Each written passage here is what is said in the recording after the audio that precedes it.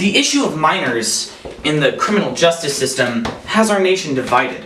It seems that no one can agree on what we should do with these juveniles responsible for committing heinous crimes.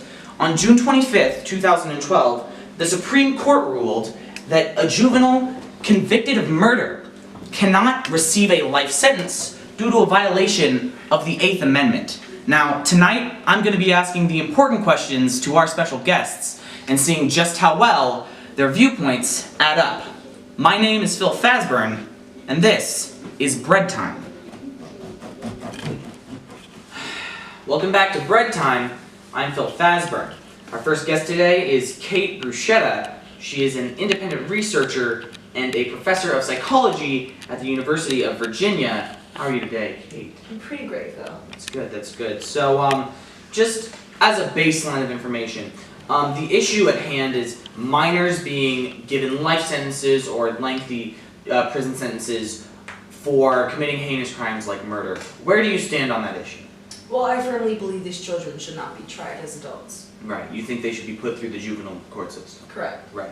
And what exactly prompts you to choose this belief particularly? What led your decision to be an advocate of your position? Well, based off of research, it shows that the frontal lobes in these young adults is not fully developed. So the frontal lobe that controls your emotions, your actions, your violence is still maturing. Right. So that means these kids are biologically not adults. Of course, of course. All right, thank you for that insight. Our next guest is Peter Ramirez. He is a career conservative politician and current mayor of El Paso, Texas. How are you tonight, Peter?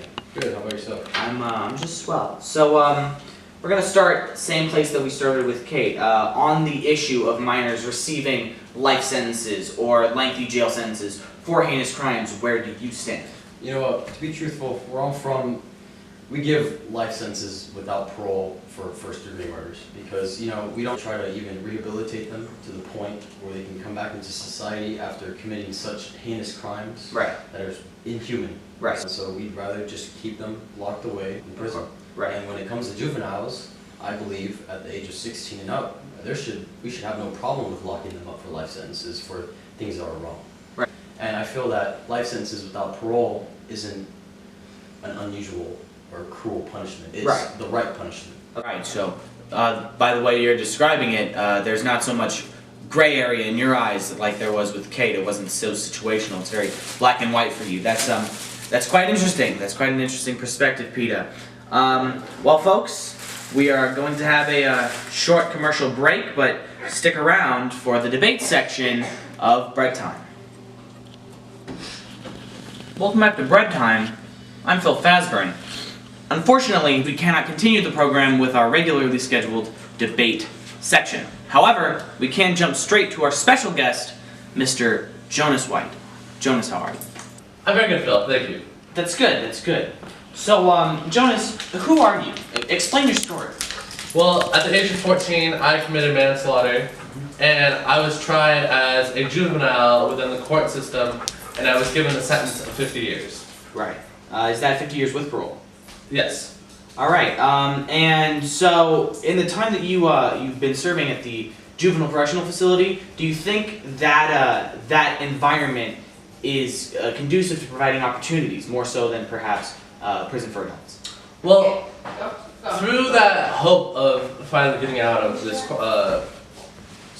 jail system, I pursued a high school diploma, Right. or the equivalent of that. And right now, I'm pursuing a GE at a local community college, so that one day, once I get out of this, I'll be a productive citizen and actually pursue a career with the very limited time I have left. So without that juvenile system, you would have seen no reason to change. Yes.